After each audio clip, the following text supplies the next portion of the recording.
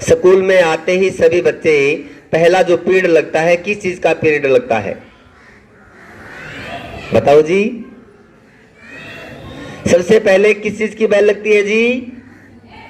Prayer की bell लगती है कि नहीं लगती है जी? अच्छा ये बताओ, प्रेयर हम किस लिए करते हैं? उसका मेन मकसद क्या है, उद्देश्य क्या है? हाँ, शिक्षा के लिए भी करते हैं जी, और परमात्मा का धन्यवाद करने के लिए करते हैं। करते कि नहीं करते हैं?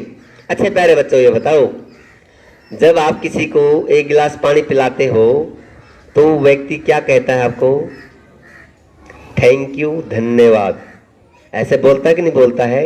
हमें भी कोई पानी पिलाए तो हम भी उस बच्चे को क्या बोलते हैं? थैंक यू, धन्यवाद भाई साहब, आपका बहुत बहुत धन्यवाद। जब प्यास लगती है तो धन्यवाद अपने आप निकलता है।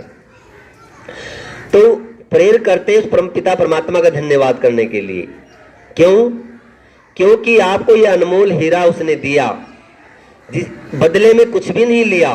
अनमोल हीरा आपको दिया है, मनुष्य की योनि जो आपको दी है, तो हम सबका फर्ज बनता है हम उसका धन्यवाद अवश्य करें। अब धन्यवाद कैसे करें,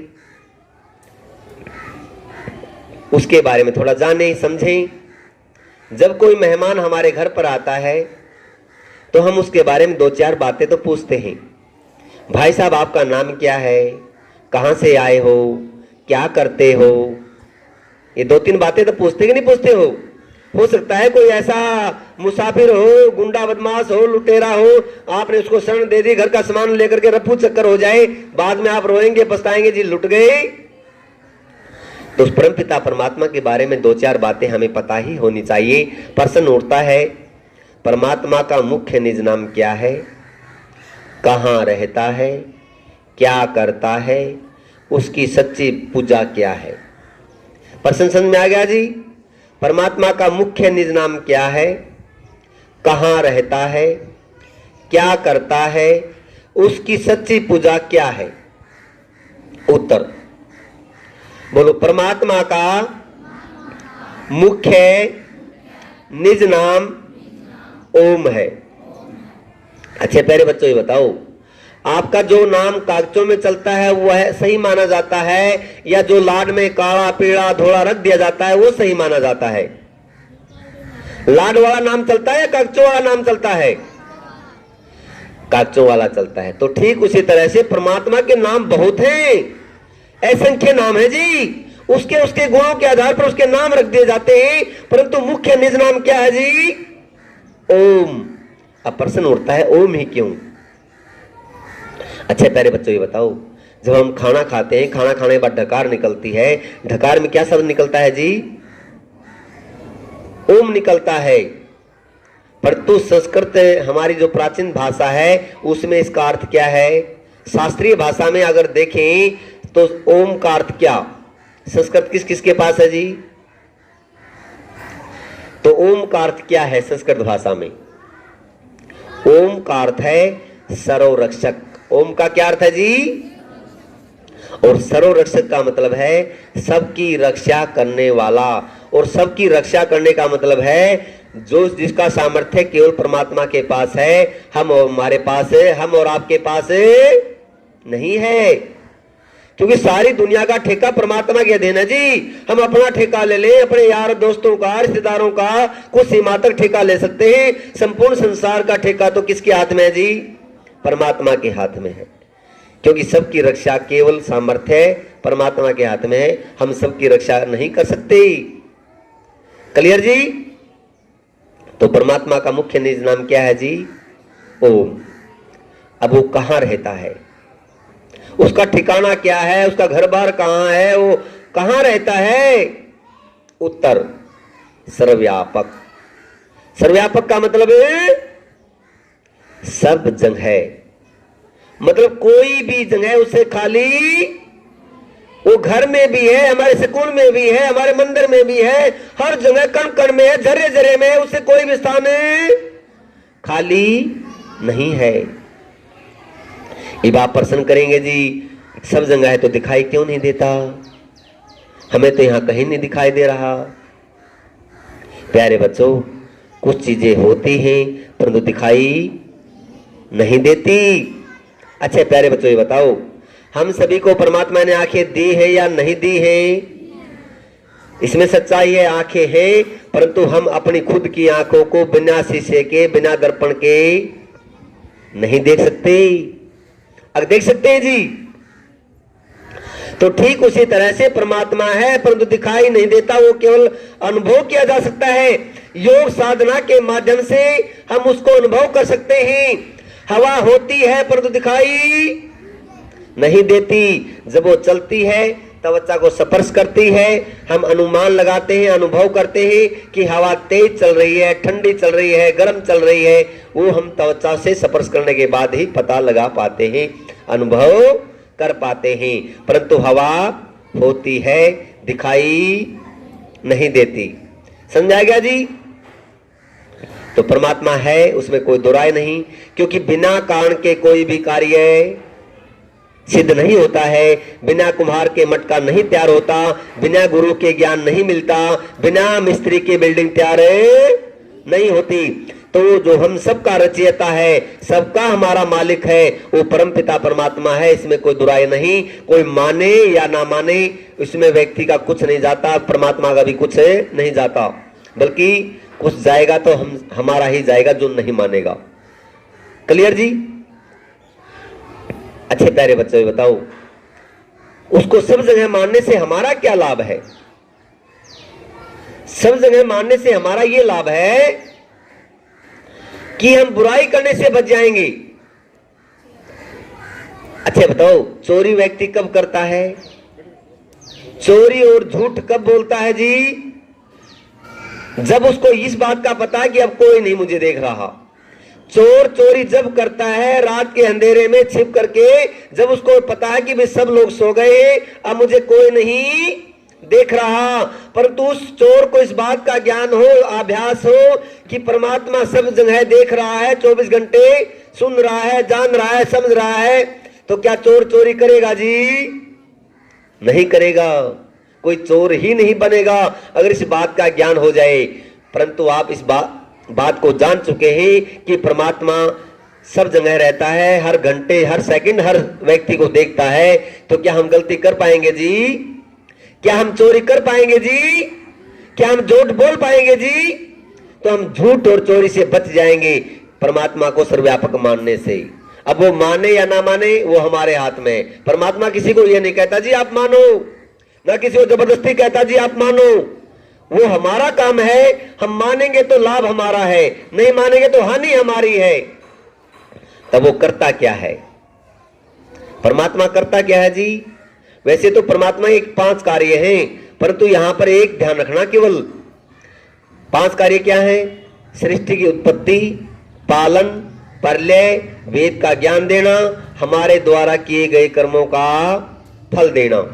परंतु यहां पर आपने केवल एक ध्यान रखना है कि बोलो हमारे द्वारा किए गए कर्मों का फल देता है। जैसा करेंगे वैसा भरेंगे, जैसा बोएंगे वैसा काटेंगे। समझ में आ गया? प्रश्न आएगा परमात्मा क्या करता है, उत्तर क्या है जी? बोलो हमारे द्वारा किए गए कर्मों का फल देता है, जैसा करेंगे वैसा भरेंगे। अच्छा प्यारे बच्चों, ये बताओ, परीक्षा में हम जो भी कुछ लिखते हैं, अध्यापक हमारा उस ठीक का अंक देता है या गलत का भी अंक दे देता है? ठीक का अंक मिलेगा, गलत का काटा लग जाएगा। जैसे अध्यापक हमारे कर्मों का फल देते हैं, हमारी परीक्षा के समय हमारे जो भी हमने लिखा है उसका फल देते हैं, वैसे ही परमपिता परमात्मा भी सारे संसार के कर्मों का फल देता है। अच्छा करेगा तो उसको अच्छा फल मिल जाएगा, बुरा कर्म करेगा तो बुरा फल मिल जाएगा। ये बात प्रश्न करेंगे जी? आजकल तो कलयुग है, आजकल तो बुरा फलता है जी, आजकल तो अच्छा फलता ही नहीं। देखते हैं जी समाज में जितने भी शराब के बड़े बड़े ठेकेदार हैं, वो बड़ी बड़ी गाड़ियों में घूमते हैं, आगे पीछे अनेक गाड़ियां उनके पीछे घूमती हैं, और एक शराब के कारण कितने बच्चे अनाथ हो जाते हैं, एक शराब के कारण कितनी माताएं विधवा हो जाती हैं, और इस कारोबार के कारण कितनी हानि समाज की होती है, और आप कहते हो जी कर्मों का फल मिलता है। ये तो नहीं देखते जी समाज में, ऐसा तो नहीं हो रहा। और जो पाप करते हैं जी वो तो आज फलते फूलते हैं। जो बड़े बड़ी यात्रियों के मालिक हैं, बड़ी बड़ी यात्रियों के कारण मतलब अनेक मुर्गियां काटी जाती है सूर्य निकलने से पहले, वो आज मंत्री एमएलए तक बन जाते हैं, और आप कहते हैं जी उनको कर्मों का फल मिलता है। कहां फल मिल रहा है जी?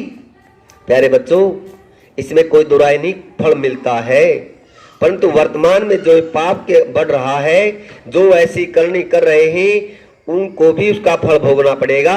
ये परमात्मा की व्यवस्था है, ये परमात्मा के अधीन है, ये हमारे और काम के बस की बात नहीं है। वो कब किस कर्म का फल देना है वो परमात्मा का कार्य है। परमात्मा फल देता है जी, थोड़ा समय लग सकता है, वो कर्मों के हिसाब से देता है, जैसा जैसा कर्म है उसके हिसाब से फल मिलता है। अच्छा प्यारे बच्चे बताओ, जब हम कहीं यात्रा में जाते हैं, यात्रा में जाते जाते कहीं अचानक घटना घट जाती है, बस पलट जाती है, पलटने के बाद बस में मान लीजिए 20 यात्री हैं, 20 यात्रियों में 5 यात्री संसार से विदा हो जाते हैं, 10 व्यक्ति घायल हो जाते हैं, और 5 यात्रियों को खरोच भी नहीं आती। इसके पीछे रीजन क्या है? बोलो जी। इसके पीछे हमारे द्वारा किए गए कर्मों का फल है। क्योंकि बस पलट गई, या तो 20 के 20 व्यक्ति संसार से विदा होने चाहिए थे, या 20 के 20 व्यक्ति बच जाने चाहिए थे, या 20 के 20 व्यक्ति घायल हो जाने चाहिए थे, पर जिसके जैसे जैसे कर्म थे उसके हिसाब से उनको वैसा ही फल मिला। तो इसलिए मैं निवेदन करना चाहता हूं प्यारे बच्चों, हमें निराश हताश नहीं होना चाहिए, दुखी नहीं होना चाहिए। जो भी हमारे जीवन में कष्ट आते हैं, हमने संसार में अच्छे कर्म किए, अच्छे कर्म करते करते भी कष्ट आएंगे, उसके पीछे हमारे पिछले जन्म के कर्म का फल भी तो रहता है। अब आप प्रश्न करेंगे जी पिछला अगला किसने देखा? अच्छा प्यारे बच्चों ये बताओ, बच्चा पैदा होते ही लंगड़ा लुल्ला काना बहरा या गरीबी में पैदा होता है, या कोई कष्टों में पैदा हो जाता है, अधरंग मार जाता है, तो उसके पीछे रीजन क्या है जी? उसके पीछे रीजन क्या है जी? उसके अपने पिछले जन्म के कर्म का फल है। क्योंकि बच्चा पैदा होते ही उसको पता ही नहीं क्या अच्छा है क्या बुरा है, वो क्या कर्म करेगा जी? उसके पीछे उसके अपने पिछले जन्म के कर्म का भोग है, उसको भोगना ही पड़ेगा, इसमें कोई दुराए नहीं है। इसके आधार पर मैं केवल आप बच्चों से एक ही निवेदन करना चाहता हूं, प्यारे बच्चों, कितना भी बड़ा कष्ट आ जाए, अच्छे कार्यों से आपने मुंह नहीं मोड़ना है। अच्छे कार्य करते करते कितना भी कष्ट आ जाए, पहाड़ जैसा भी कष्ट आ जाए, उसको आपने झेलना है। मन में यह संतुष्टि करनी है कि ये अच्छे काम करते हुए जो अड़चन आ रही है, जो दुख आ रहा है, इसके पीछे मेरे ही अपने कर्म का फल है, दुखी नहीं होना है। कई बार व्यक्ति टूट जाता है अच्छे कर्म करते हुए भी, धर्मशाला में, गौशाला में, अनाथालय में, गुरुकुलों में, गरीबों की सहायता करने में कार्य करता रहता है समाज सेवक भी, घर में भी अच्छे काम, दूसरे का बुरा बिल्कुल नहीं चाहता, अड़ोसी पड़ोसी का भला ही चाहता है, चाहे अड़ोसी पड़ोसी कितना ही बुरा क्यों ना हो, परंतु एक अच्छा व्यक्ति उसके लिए भी हमेशा भला चाहता है। परंतु सारे कार्य अच्छे करते करते भी घर में कोई आपत्ति आ जाती है, कष्ट आ जाता है, जवान मौत हो जाती है, वहां पर आकर के व्यक्ति टूट जाता है। मन में रात को सोचता है, अरे तू तो सारी संस्थाओं में दान भी करता है, किसी का बुरा भी नहीं चाहता, फिर भी तेरे घर में जवान मौत हो गई। आजकल तो जी कलयुग है, कलयुग में तो बुरा फलता है जी, इसलिए मैं बुरे रास्ते पर चल पड़ूं तो और अच्छा है। परंतु निवेदन कर रहा हूं प्यारे बच्चों, यहां पर आकर के अगर आपके सामने भी ऐसी कोई आपत्ति आ जाए, ऐसी सिचुएशन में आपने टूटना नहीं है, बल्कि अपने आप को इतना मजबूत बनाए रखना है कि ये जो कष्ट आया है, इसके पीछे कहीं ना कहीं मेरे अपने कर्म का फल रहा है। आपने दुखी नहीं होना है, उसमें भी संभल जाना है। अगर आप उसमें टूट गए तो घर परिवार को कोई भी संभाले नहीं पाएगा। इसलिए आपने अपने अंदर इतनी मजबूती लेकर के आनी है कि मुझे खुद संभलना है, अपने परिवार को भी संभालना है। दुख की घड़ी में खुद संभल गए तो परिवार भी संभल जाएगा। अन्यथा ऐसी ऐसी घटनाएं होती हैं, दुख की घड़ी में एक जवान मौत हो जाती है, दूसरा उसको सहन नहीं कर पाता, हार्ट अटैक आ जाता है, दूसरा व्यक्ति भी संसार से विदा हो जाता है, परिवार को संभालने वाला कोई नहीं मिलता। इसलिए पुनः पुनः निवेदन करना चाहता हूं, अपने आप को इतना मजबूत बनाएं, इतना स्ट्रांग बनाएं कि हर आपत्ति को आप झेल ले जाएं। बस कोई भी कष्ट आता है, इतना मन में संतुष्टि कर लेना कि इसके पीछे कहीं ना कहीं मेरे कर्म का फल है। क्लियर जी? अब उसकी सच्ची पूजा क्या है? बोलो, वेद के अनुकूल माता पिता मैम सर की आज्ञाओं का पालन करना परमात्मा की सच्ची पूजा है। समझ में आ गया रे? घर में जिसके माता पिता दुखी है, स्कूल में जिस बच्चे के मैम सर दुखी है, वो बच्चा ये सोच ले कि ऋषिकेश, हरिद्वार, नैनीताल जाकर के सारे पाप धो लूंगा, एक भी पाप धुलने वाला नहीं है। क्योंकि आपको अच्छा सच्चा रास्ता बताने वाले आपके मैम सर हैं, आपके माता पिता हैं। इससे बढ़कर और कोई रास्ता दिखाने वाला आपको नहीं मिलेगा। और जो इस रास्ते पर आप बढ़ेंगे तो परमात्मा की आशीर्वाद आपको मिलेगा, परंतु वो आज्ञा वेद के अनुकूल होनी चाहिए। अगर एक पिता आपको कहता है बेटा पढ़ ले, खेल ले, घर का छोटा मोटा कार्य कर ले, तो हमें करना ही चाहिए। अगर वही पिता आपको आदेश दे रहा है कि बेटा बीड़ी का मंडल लिया, सिगरेट की गट्ठी लिया, हुक्का बरदे, शराब की बोतल लिया, पेप्सी, कोका कोला, मिरिंडा लिया, विस्की लिया, अंडे मुर्गे मांस मिट्टी लिया, तो मना कर दे, कोई पाप है नहीं है। क्योंकि हमारे पिता का भी कोई पिता है, उसका भी कोई पिता है, उसका भी कोई पिता है, उसका भी कोई पिता है। मूल में जाएंगे, जड़ में जाएंगे, सबका मालिक परमात्मा है। और परमात्मा की आदेश है वेद, और वेद की आज्ञा का पालन करना हमारा सबका धर्म है। और वेद के अनुकूल माता पिता और मैम सर की आज्ञा का पालन करना ही ईश्वर की सच्ची पूजा है, सच्ची भक्ति है। वही हमें बताएंगे कि कैसे संध्या करनी है, कैसे उपासना करनी है। ये सारी बातें उनके माध्यम से हम प्राप्त कर पाएंगे। तो इसलिए प्यारे बच्चों, परमात्मा के विषय में थोड़ा जाना समझा, जानने के बाद भी हम गलती करते हैं, पाप और अधिक लगता है। एक तो अज्ञान में व्यक्ति पाप कमाता है, एक ज्ञान पूर्वक होने के बाद भी अगर गलती करता है तो और ज्यादा पाप की मात्रा बढ़ जाती है। तो मैं निवेदन चाहता हूं, परमात्मा का मुख्य नाम क्या है जी? ओम। कहाँ रहता है जी? सब जगह है। क्या करता है जी? हमारे द्वारा किए गए कर्मों का फल देता है। उसकी सच्ची पूजा क्या है जी? वेद के अनुकूल माता पिता मैम सर की आज्ञाओं का पालन करना और वेद की आज्ञा का पालन करना। ठीक है जी? और वेद की आज्ञा है प्रतिदिन कम से कम गायत्री मंत्र के माध्यम से उस परमात्मा का धन्यवाद करें। संध्या के मंत्र आते हैं, बहुत अच्छी बात है। नहीं तो आपके आसपास में जो भी आर्य समाज है, छुट्टियों के समय में वहां पर जाएं, संध्या सीखें और परमात्मा का धन्यवाद करना सीखें। संध्या नहीं आती है तो गायत्री मंत्र के माध्यम से उसका धन्यवाद करें।